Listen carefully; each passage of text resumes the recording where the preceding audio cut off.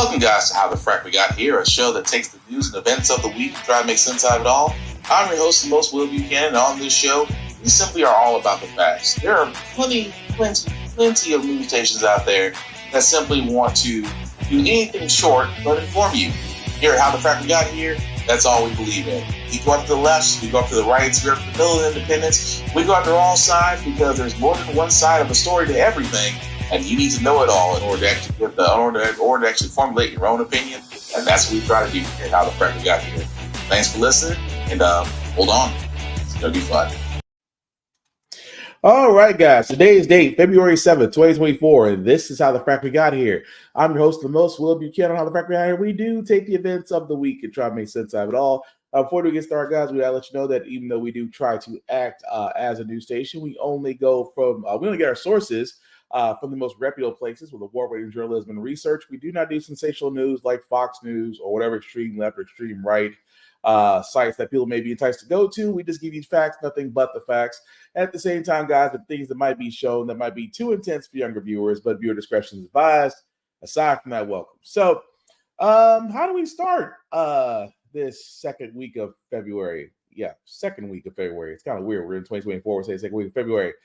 Well, with the Southern states, there seems to be this hold my beer competition that a lot of people are fond of, that I, unfortunately, because I live in the progressively backward state of Tennessee, not because of the people, because the idiots run the clown show, we always seem to have this certain competition.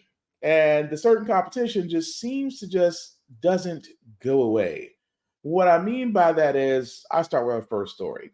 Man accused of plotting a sniper attack on the border talks a big game, says it's all lies. The man that you see there, Paul Fay, literally told undercover FBI agents because of the border crisis that he wants to go down, join a militia, and be a quote-unquote sniper to stop them from crossing the border. This man has been investigated by the FBI for over a year, and at this point he's being labeled as a terrorist. His son, mind you, says they quote-unquote think my dad's a terrorist. He's not a terrorist. He talks a big game, but it's all lies. Here's the problem with this. When you see certain things like that, where they literally go, oh, he just talks a big game. Who decides to talk a big game about going to go be a sniper from Tennessee? Tennessee, a landlocked state, mind you. Tennessee borders are surrounded by southern and northern states. We're nowhere close to Mexico. We're nowhere close. We're nowhere close to our Latinx brothers and sisters. That being said, why does this 55-year-old man, believe that he needs to go ahead and do the work of, imaginary border patrol? And what makes it worse is that his son, mind you, is sitting there saying, oh, he's harmless. Nope. See, that's the kind of thing right there that needs to have accountability attached to it. Well, they think my dad is a terrorist. Your dad is literally saying he's going to the border to shoot what he quotes illegal immigrants. He's going to shoot illegal immigrants. It wasn't up until last year. Remember the infamous picture of the Border Patrol person having a whip in their hands and they're whipping, and the entire imagery of it all? That was taken seriously. So I'm sorry, Mr. Paul Fay, you also be taken seriously. But the funny thing about folks that are bigots, zealots, xenophobia, and things of that nature, you can call them anything else in the sun. Don't call them a terrorist.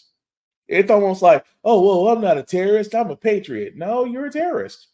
You decided that you wanted to threaten the lives under a false sense of nationalism, disguised as patriotism, and then you want to basically go live out whatever wet dream Fox News fantasy that you have. Yes, you should be held accountable. But I love the fact that his son saying, well, no, he's not that bad. He's not a sniper. We went hunting, and my dad took about 3 different times to hit a deer. Not helping his case. Not helping his case at all. And honestly, I don't feel bad for it. But speaking of things that unfortunately were a waste of time, and I say a waste of time just because when I read, because this is a story that we've covered.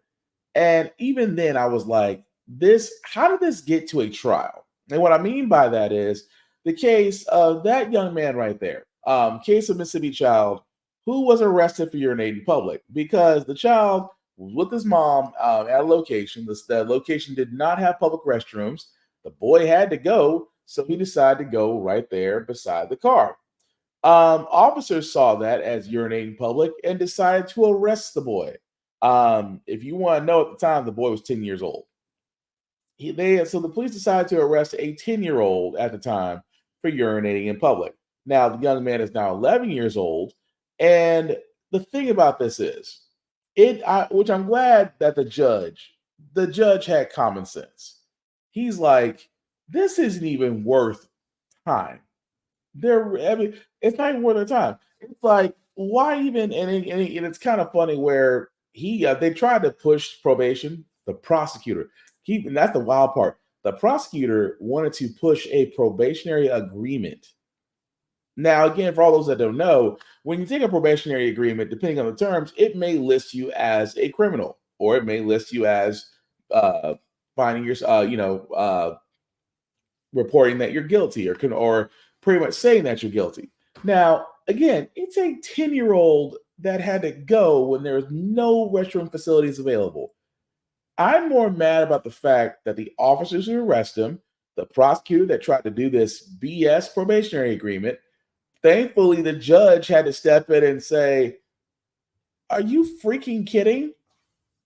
It's like, this is what what's so crazy is, the judge was more mad about the officers and the prosecution trying to try this child. That's the crazy part. For urinating in public, something I'm almost certain almost every one of us has done, whether we want to admit it or not. But at the same time, does it really involve a 10-year-old needing to have a criminal record? Which thankfully the judge decided to throw that out. However, I would wonder about the officers that arrested the 10-year-old, as well as the prosecution that decided to try to do a probationary agreement. That to me is ridiculous. But then I think about it, it's Mississippi. The league of hold my beer competition is strong with the southern states. But I digress. But speaking of things that are useless, the GOP failed to impeach Department of Homeland Security Director Mayorkas because, again, they have nothing better to do. Again, guys, this goes back to the border crisis that we were talking about, that Republicans are sitting there screaming from high heaven about, oh, migrants are crossing every day. Our Border Patrol is handcuffed. We need to put down razor wire. We need to put down a wall. We need to stop this wave of immigrants from coming in. And part of the GOP's diatribe was going after the secretary for the Department of Homeland Security. It amazes me so, because they tried. The vote went to the House. It failed in the House. They did a motion to do another vote again, and that vote failed, which means that Mayorkas is fine. He's not going anywhere. But this goes back to what I said about the GOP. The GOP are not trying to do anything except keep their jobs.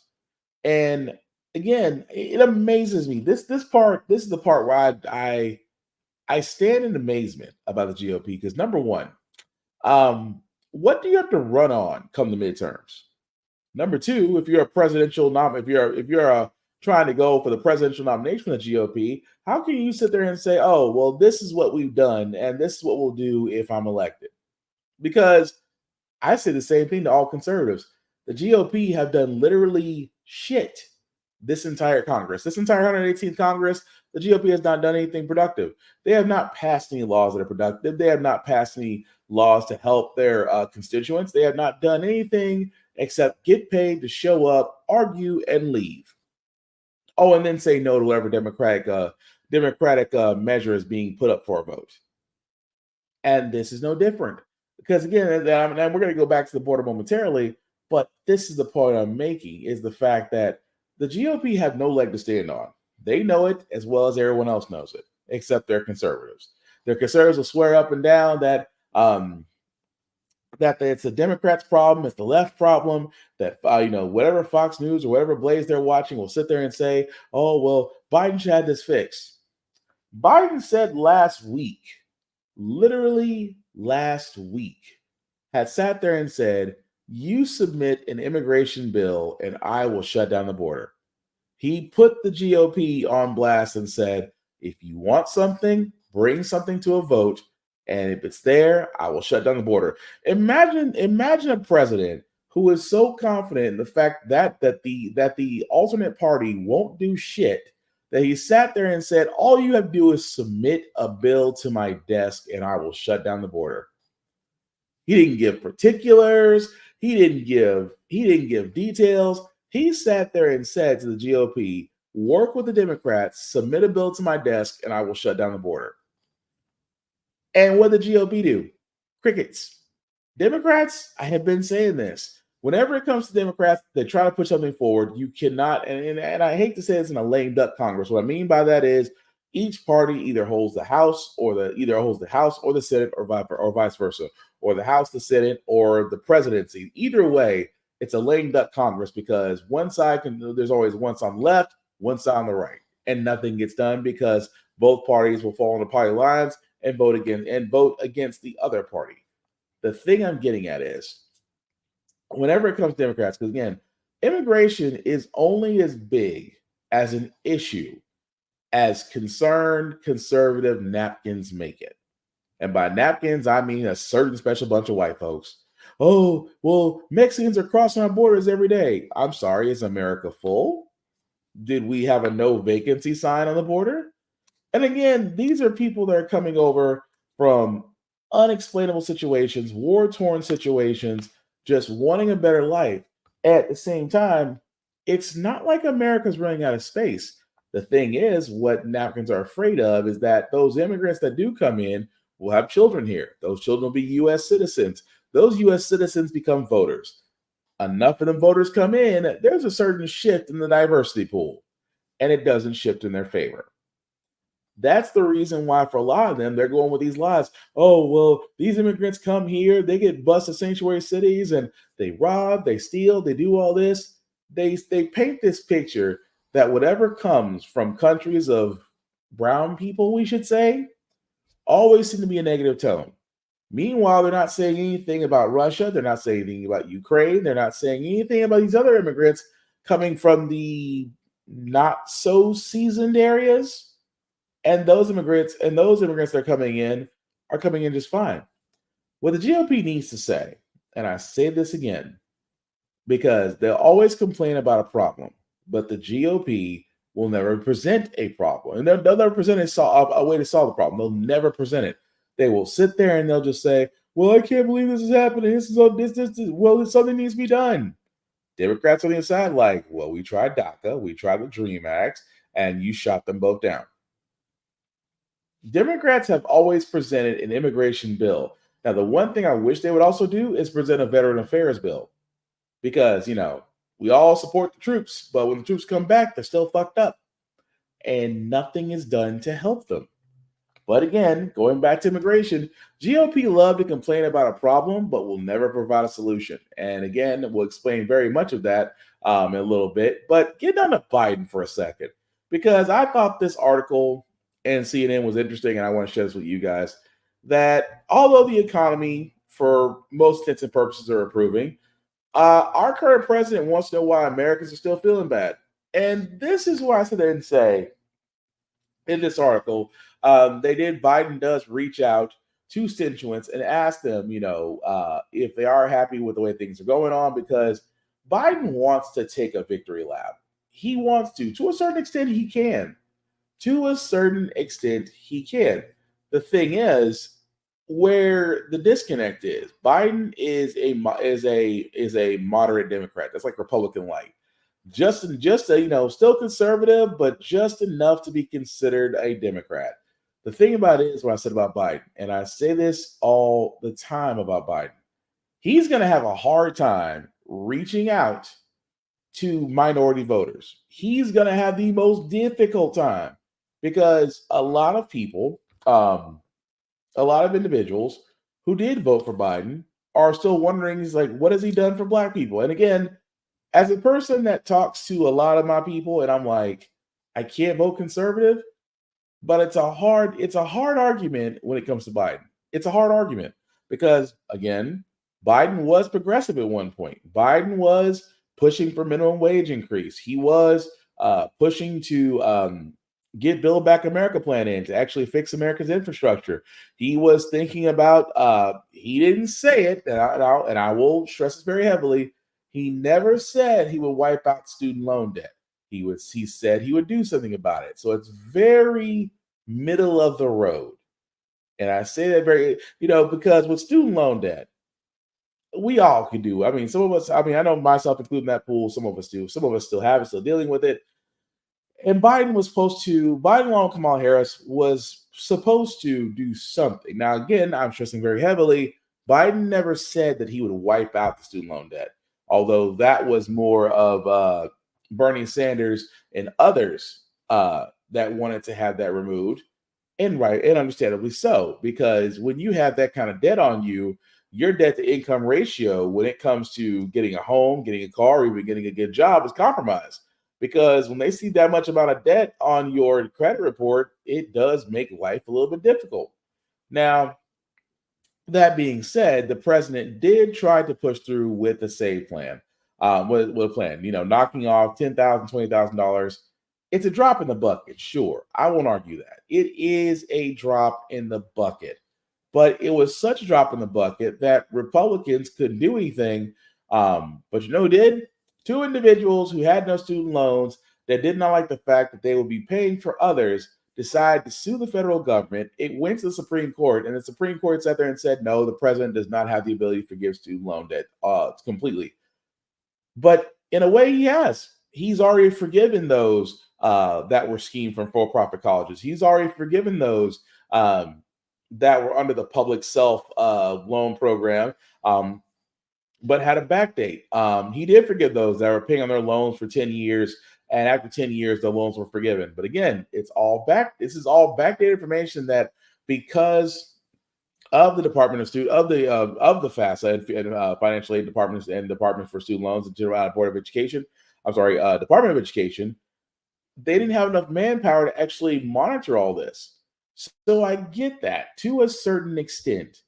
But for everyone else that's not a part of it, they don't feel the same relief or expectations from Biden. If anything, they're feeling left out, except during election time when politicians are all up in your face saying, "Would you vote for me? Would you vote for me?"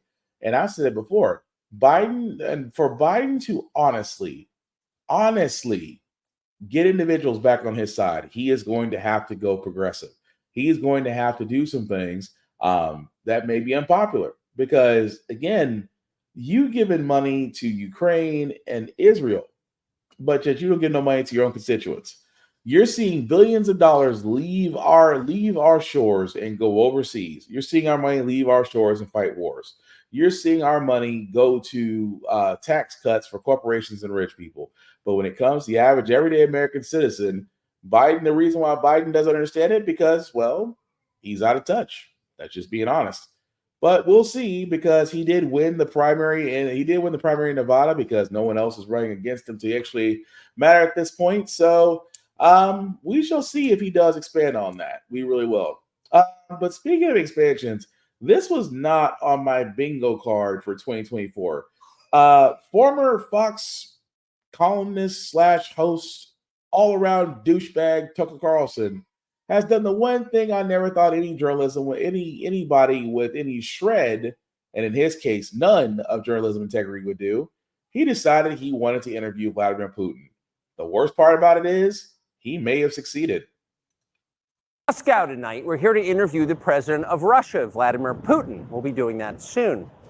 There are risks to conducting an interview like this, obviously, so we thought about it carefully over many months. Here's why we're doing it. First, because it's our job. We're in journalism. Our duty is to inform people. 2 years into a war that's reshaping the entire world, most Americans are not informed. They have no real idea what's happening in this region, here in Russia or 600 miles away in Ukraine. But they should know. They're paying for much of it in ways they might not fully yet perceive. The war in Ukraine is a human disaster. It's left hundreds of thousands of people dead, an entire generation of young Ukrainians, and it's depopulated the largest country in Europe. But the long-term effects are even more profound.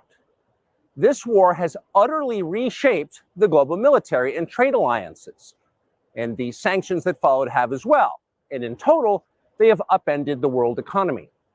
The post-World War II economic order, the system that guaranteed prosperity in the West for more than 80 years, is coming apart very fast, and along with it, the dominance of the US dollar.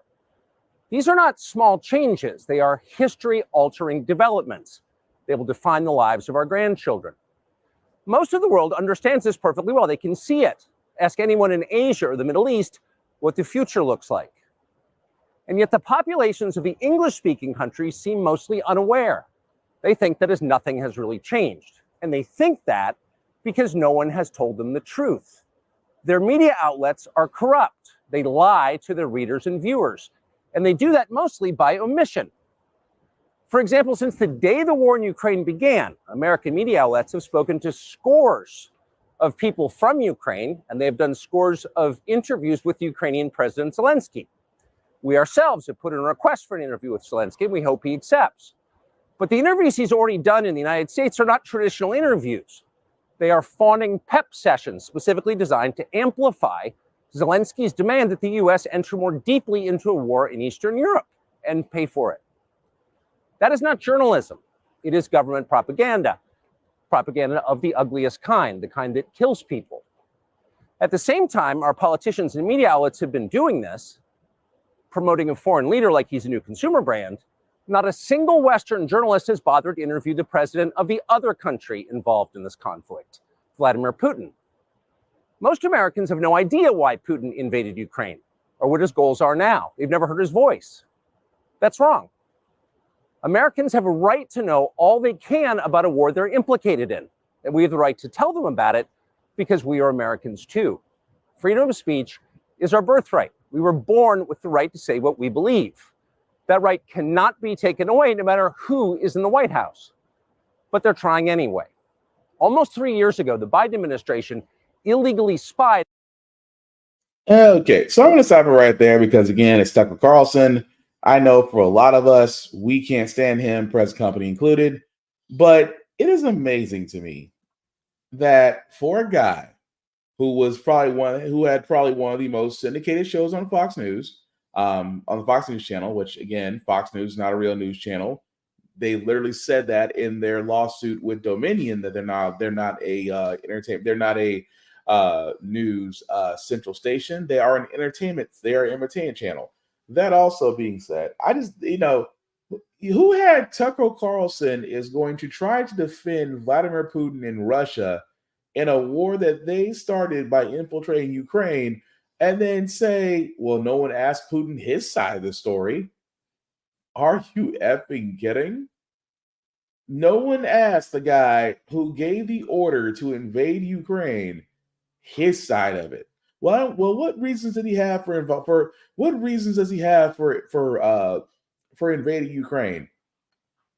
I can think of 4 letters from U.S. history that might say otherwise, but it's Tucker Carlson. I know a lot of people are going, a lot of people are sitting there saying, didn't we get rid of him? We did. Fox News did because again, Dominion hit them with that kind of a hefty price tag, and of course, Fox News had to cut some folks. The thing about it is, there are so many lies in that. First off, Tucker Carlson is not a journalist. He isn't. And other news sites have tried to reach out to Putin.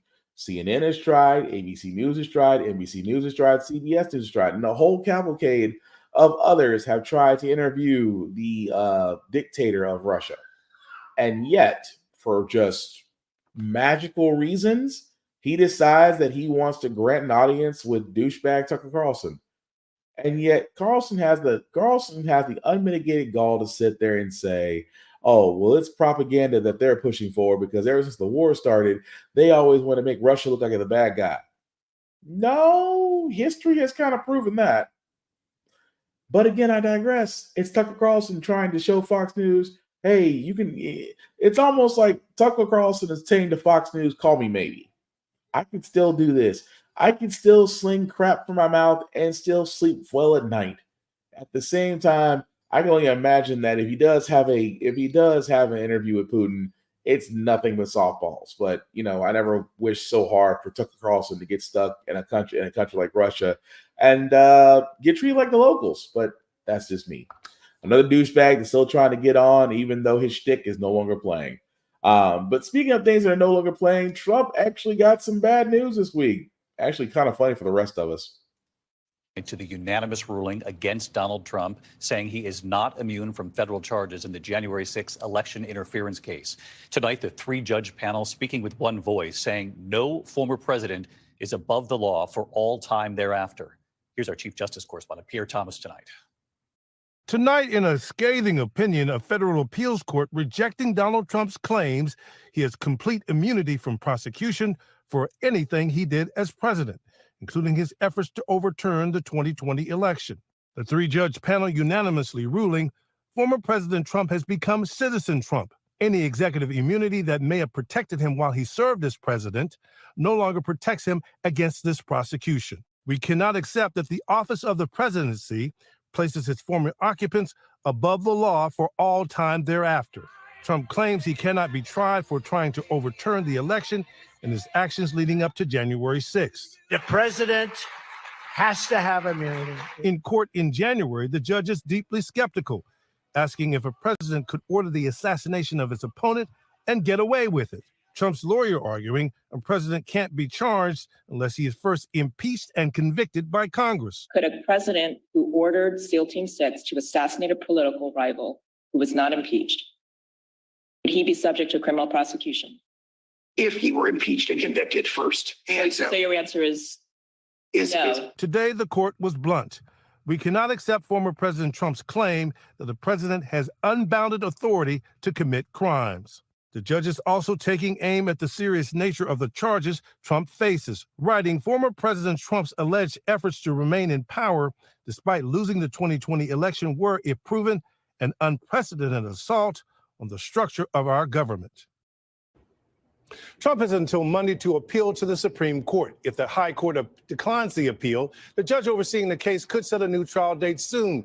But if the Supreme Court decides to consider the matter, all bets are off, David. There could be lengthy delays. Isn't that crazy that we had to go this far? We had to literally go this far because Trump does not care. Here's the thing, and people just don't. And again, Trump only cares about the fact that if he's president, he stays out of jail.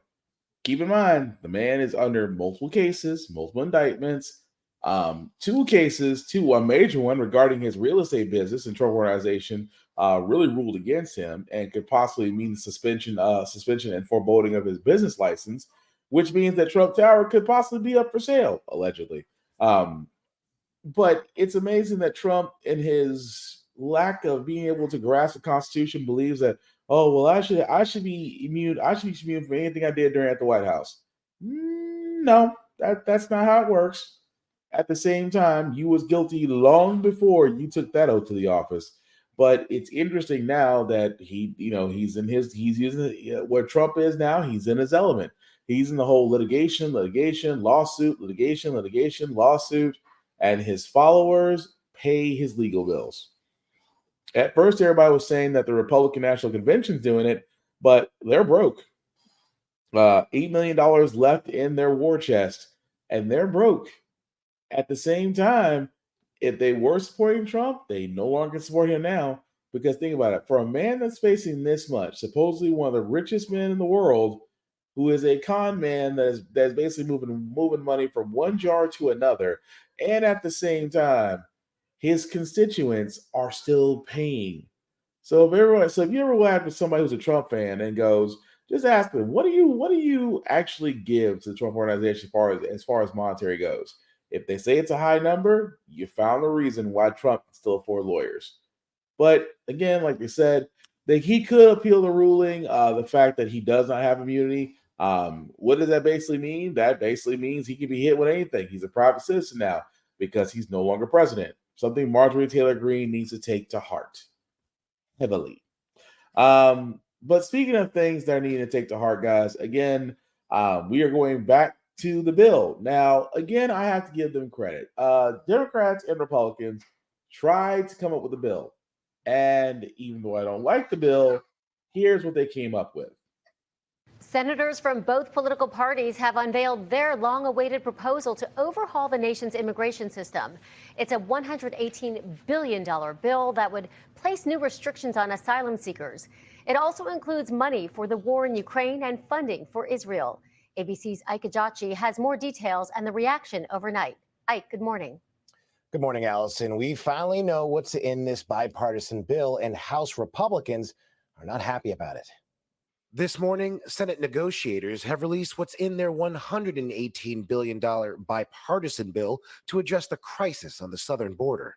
It includes $20 billion for immigration enforcement, the hiring of thousands of officers, new limits on how migrants apply and get asylum, and increased screenings for fentanyl and other drugs. The bill would also allow the Homeland Security Department the option to shut down the border if migrant crossings reach a certain level. This gives a lot of leeway and power to the Department of Homeland Security. It allows the secretary to declare an emergency if there are more than 4,000 migrant apprehensions along the border in a given day for 7 consecutive days. The massive bill also provides billions in funding for Ukraine and for Israel. Leader McConnell and I, who disagree on many issues, have never worked so closely together on legislation as we did on this. But overnight, House Speaker Mike Johnson said the Senate's border bill would be dead on arrival in the House, writing, "This bill is even worse than we expected and won't come close to ending the border catastrophe the president has created." Conservative Oklahoma Senator James Langford, the lead negotiator for Republicans, responded to Johnson's criticism. I'm a little confused how it's worse than I expected when it builds border wall, expands deportation flights, expands ICE officers, Border Patrol officers, detention beds, how it creates a faster process for deportation. Opposition could also come from the left, with immigration advocates critical of new limits on asylum. I think we're going to see a lot of pushback from nonprofit organizations that work directly with migrants and migrant families who are in humanitarian situations. And that will be indicators for the Republican Party that they can't get everything they want, but they certainly will continue to ask for it. An initial Senate vote on the bill could be held Wednesday, but with the Speaker already saying the bill is doomed in the House, the odds of it reaching the president's desk do not look promising. All I can say is, why are we surprised? Because, again, I hate to say this, that whenever it comes to a bill that Democrats do, Republicans are always quick to shut it down. And in this case, Trump. Trump still has a hold of the Republican Party. This is true. And this bill, albeit not a fan of the bill either, because none of the bill included or did not mention, it didn't include fix the immigration system. It only included supplyment and armament and things of that nature to enforce security at the border. That's it. You basically said, here, Border Patrol, let's give you a budget increase. That's exactly what you did. But as like I said, guys, it goes back to the whole immigration system. If they don't want it fixed, they would rather it stay broken. They would rather it would just, remain this humongous problem for our country. So Republicans can poke a stick at it and say, this is a problem. At the same time, as much as that deal should have included asylum, it should have included hiring more judges, hiring more processing clerks, actually giving resources to the Department of Immigration. If it said that, I would have been more inclined to listen than what I'm seeing now, which is basically Trump is telling the GOP, do not give this. Trump is, and again, this is true. Trump basically told the GOP, do not give Biden this win. If you give Biden immigration, he wins. He wins the next presidency hands down, because that's things like this. Healthcare, immigration systems being fixed, the VA being fixed, those things are what I like to call next term set, which means that your next run as president is set just off that accomplishment alone. President Obama did it with healthcare. It wasn't the prettiest plan out there, but for all our talk of actually getting a healthcare exchange market and the ACA law into effect, you have to admit it's pretty monumental. At the same time, folks can get coverage regardless of their conditions. regardless if they're smoking or not, or regardless of, XYZ. But you can get medical coverage now. But of course, Trump saw there and saw this and goes, no, because if we do this, that gives Biden a win. And if Biden gets a win, then I won't be president. I won't be president next year. Again, you can tell where Trump's core convictions are and really shouldn't be surprised. But like I said, it's amazing how, again, a bill comes up to solve immigration, or at least open the door to solve immigration, and Republicans shut it. But please, Republicans, tell me again why you're not considered closeted bigotists, especially when it comes to immigration, since you guys have no plan. But speaking of that, we're moving right along as well, guys, because again, I did talk about the Biden new forgiveness student loan plan, and forgive me for asking if it sounds really familiar. Recipients could see more debt relief this month. The Biden administration has announced an acceleration for its latest debt relief plan. ABC's Alexis Christophorus is here with the details. Hi, Alexis. Good news for thousands of people, Diane. So beginning this month, the Department of Education is sending more letters and emails to qualified borrowers, letting them know their loans have been forgiven. Now, to qualify, you must first be enrolled in the Education Department's income-driven repayment plan called SAVE. You can sign up at studentaid.gov. If you initially took out $12,000 or less in federal student loans and have made at least 10 years of payments, your remaining debts will be canceled. And for every $1,000 borrowed above $12,000, loans are forgiven after each additional year of payments. So, for example, if you borrowed $13,000, your loan would be forgiven after 11 years of payments. And more debt relief could be on the way. Later this month, the Biden administration will meet with education experts to figure out how to extend loan forgiveness to borrowers experiencing financial hardship. But any relief there is still not expected for at least a year. Meantime, millions of students may have just days to compare their financial aid packages before committing to a college this spring. And that's because the government, once again, has delayed the rollout. Enrolled in the Education Department's income-driven repayment plan called SAVE. You can sign up at studentaid.gov. If you initially took out $12,000 or less in federal student loans and have made at least 10 years of payments, your remaining debts will be canceled.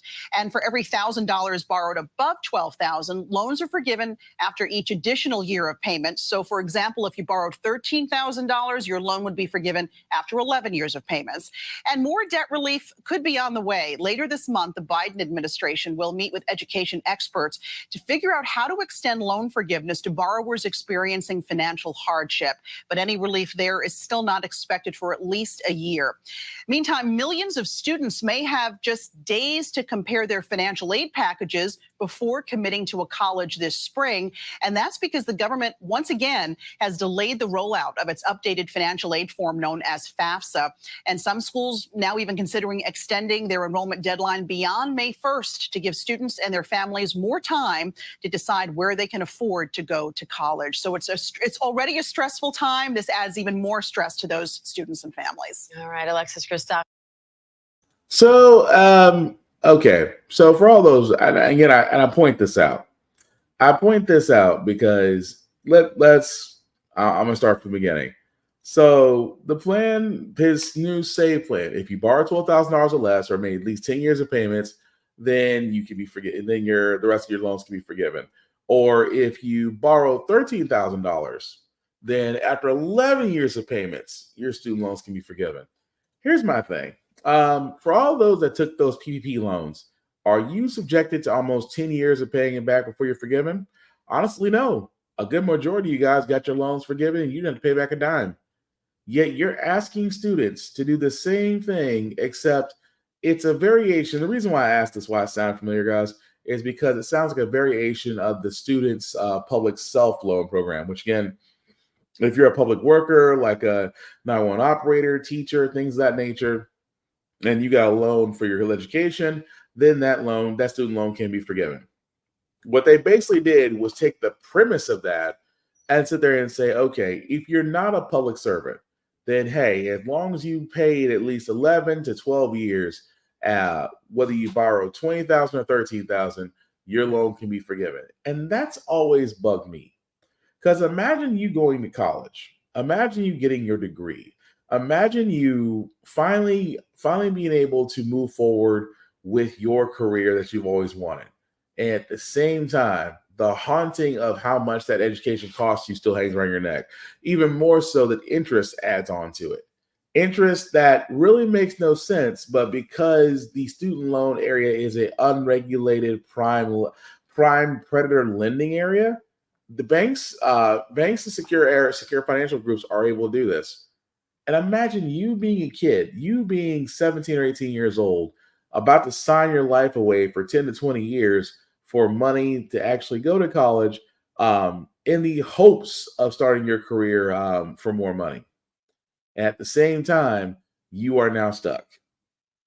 And again, I keep pointing this out that we can forgive businesses because I'll be honest with you, because we did the PPP loans, we forgave those businesses. True. But that money still gets paid out via the taxpayer, which a lot of y'all are going to come find out once you do your tax returns. Again, mine included. We're all going to be a little bit mad when we see our tax refund. But that's only because we are paying back the PPP loans that were taken out and forgiven because Congress decided to. So I say it like this. If you can forgive a business of taking a PPP loan, you can forgive a college student of taking out a loan to go to college, because you can't forgive one until the other one to pay up, because that right there will invite trouble in itself. But again, another measure Biden could do. Biden could push forward and say, I want to eliminate all student loan debt. And of course, you're going to get you're going to get a lot of people who go, well, I paid my way through school. I did it while waitressing. I did it during construction. Bravo. But not everybody is you. Not everybody has the ability to have additional income or come from a very affluent family or, have quite the sum saved up during work. Just because a lot of folks these days are really trying to make those pennies work. Not quarters, pennies trying to work. At the same time, you're mad because, oh, why do I pay for someone else's college? Well, you pay for someone else's business loan. Why not college as well? Because, guys, the simple fact of the matter, if a presidential candidate, because I cannot see Republicans doing it, but the fact that if a Democratic candidate sat there and said, my mission in life is to remove student loans to everybody, you have the attention of the world, because that affects people in the same sense where, making marijuana legal and decriminalizing it and taking off the controlled substance list, you would win by a landslide. Don't get me wrong. In 13 states of the U.S., you do have the ability to smoke. But again, it's a very careful situation, especially being around kids. So again, it's one of those we will have to see. And whether or not Biden does move forward with this, I kind of feel like this is another stick in the mud. I kind of feel like this is lip service. But again, he is running to be president. He is running to be president again. So we'll see. The last story I got, guys, before we get to our feel good segment, you guys may remember this story about the black family that was moved from the car at gunpoint and handcuffed because they thought that the car was stolen, in which that I don't know how. Do not know how, because they sat there and said, as you can see at the bottom, a black woman who was removed from her car at gunpoint with her underage family members, as police officers mistakenly thought she had stolen her vehicle. Now, for all those that are wondering here, how in the world could you steal your own vehicle?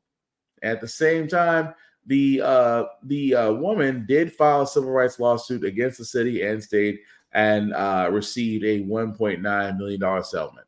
And I'm going to be honest with you guys, sometimes it's still not enough. It's easy to sit there and say, oh, here's $5 million, go away. It's easy to sit there and say, well, I mean, they got paid, so they're going to be fine, right? Wrong. Because imagine their children. Their children are young. At the same time, they're subjected to this. At the same time, now they have a negative stigma of law enforcement in their heads, or they're being very cautious. But either way, it makes no sense to be that overzealous and actually allow them to basically view themselves or help themselves. But I digress. We shall see. Again, the next story I got, guys, is basically what I've been saying. If you raise a terrorist, yes, you should be tried for it. And in this case, this mom was. Manslaughter. Jennifer Crumbly silent and stoic as the jury announced her fate. Guilty on all 4 charges, one for each student her son Ethan killed in the 2021 Oxford High School shooting. As she was led away in handcuffs, prosecutors embracing the families of her son's victims. Steve St. Juliana lost his 14-year-old daughter, Hannah. It's a bit of a wake-up call for people to realize that they have to take a bit of responsibility. Crumbly is America's first parent to ever stand trial for their child's mass school shooting. My son has ruined his life. The defense arguing in court she was unaware of any mental health issues with her son.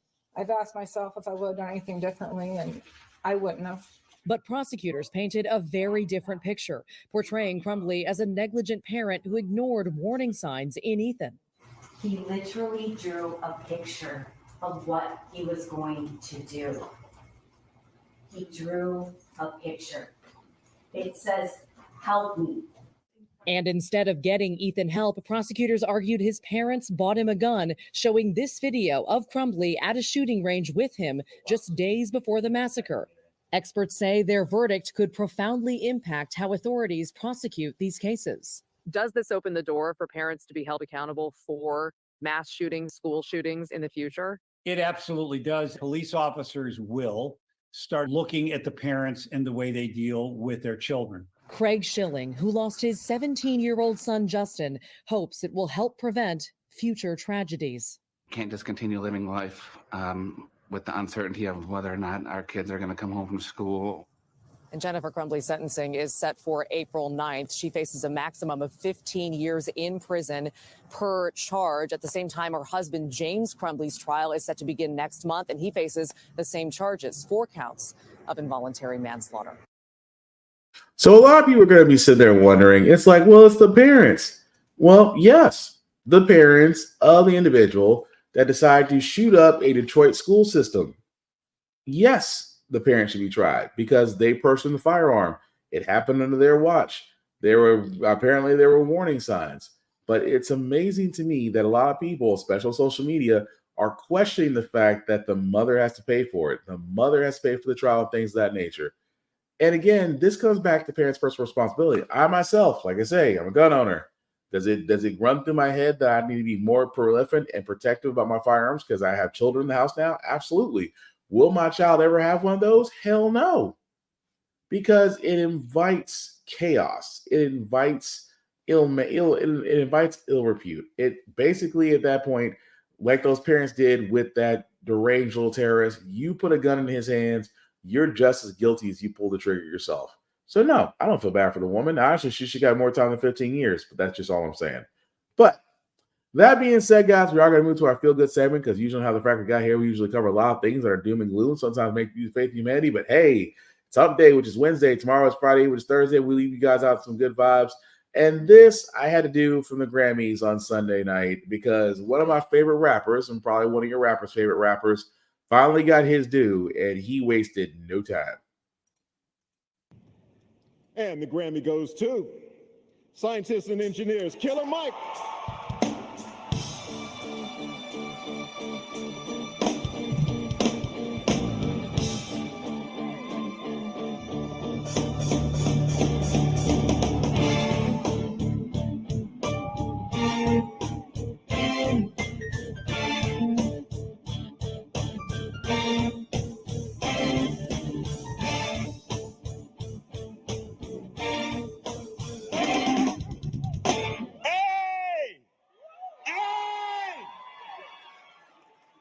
Where's my old lady at? Where my wife at?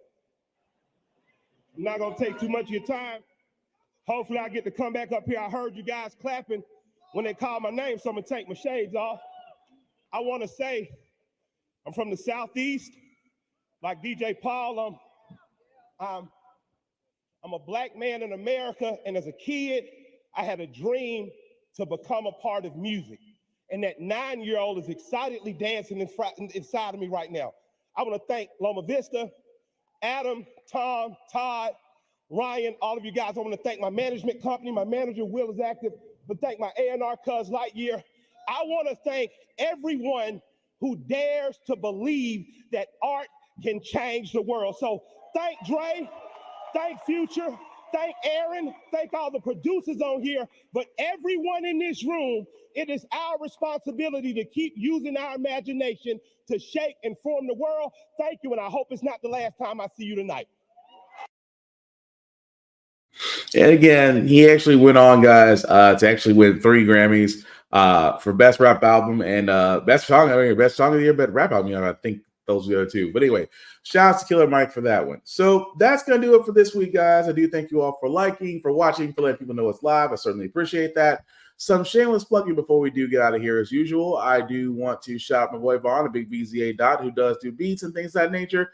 Definitely check him out, Big VZA Dot, on all social media. Also, please check out Blur Station, guys. It is the place for the new Netflix. The reason I say it's the new Netflix is it is for blurs and people of color for things of that nature. It has comics, it has movies, it has anime, it has manga, it has the news that you can use. Because trust me, a lot of great things are about to come from this wonderful new vehicle called Blur Station. You can definitely check them out. It's $10.99 a month. If you do go to the login area, do select the Blurred's Eye View and then select any affiliate member under there. And like I said, guys, it's $10.99 a month for 36 months. And after those 36 months, you do have the ability to own a piece of Blur Station. Yes, own. Do you know how hard it is to get a piece of Netflix, of Disney, of Apple TV Plus, things of that nature? You can do so a lot easier on the Blur Station, but definitely check them out. As for myself, guys, you can usually find me, BlackBox447, on all the socials as I do reviews on everything, including gym stuff, because I do a couple push-ups. The link that's actually trolling at the bottom and make that a little bit bigger for you guys to see. If you copy and paste that link into your browser, have you taken my link to this YouTube and Facebook groups for all of my podcasts. How the Frack We Got Here, Get Bit, of course, off on this podcast. Like, share, subscribe. Don't just like and tell me you like the show. I appreciate the compliment, but like it, share it. We're trying to make it grow, and just like PBS, we cannot do it without you. That's all I ask. Let people know about it, sure. But just don't tell me I like the show and I kept it pushing. I'm not asking for donations, but it's like the church. We'll take whatever donation you want to. Usually, we'll take every donation that you would like to give, whether it be Venmo, PayPal, or as long as it's not crypto. I don't want to get lost in that. But that being said, guys, like I said, the presidential nomination is coming up. Along with the federal, we almost will do the local. What I mean by this, check out the candidates. Really do your research. See if they match your views or not. And also, if you feel like you can do a better job, there's plenty of sites out there that'll help you learn how to run for office in your local or state. Simply go from there. But guys, the only thing that I wish for of all of this is that for you guys to be active, for you guys to be aware, for you guys to be informed. Because once you are, it's a little hard to go back to not caring. And you actually care a great deal about what goes on in your world once you're informed. So, again, with that being said, guys, please don't sleep on it. Please go vote when the time comes. So the last thing that's about the Frack We Got Here, guys, it's not about doing anything but giving you the truth. It's about informing you. We're not trying to reinvent the wheel. We are simply giving you all the facts to allow you to make up your own mind, but we do provide a logical perspective that goes along with it. We do better as a society once we're informed. We're progressive. We move forward. We try to right the wrongs of our past by making decisions now that we should have done back then, like electing our first Black woman Supreme Court, electing our first Black woman to the Federal Board of Governors, electing our first Black woman as a cybersecurity national advisor. All great things. When we don't learn from history, we are doomed to repeat it. That's what we keep asking ourselves. Why does everything go about our paycheck? Why are we electing different politicians but still the same old game in Congress? And most importantly, how the Frack We Got Here. Thank you all for watching, guys. The playback will be on this weekend. Still want to know your opinions on everything we talked about, guys. Keep the conversation going. Just keep it clean and no attacks. Let the facts speak for themselves. At the same time, be nice, be kind. Don't be a dick to anybody. Take care of yourselves and each other, and we'll get through this. Peace.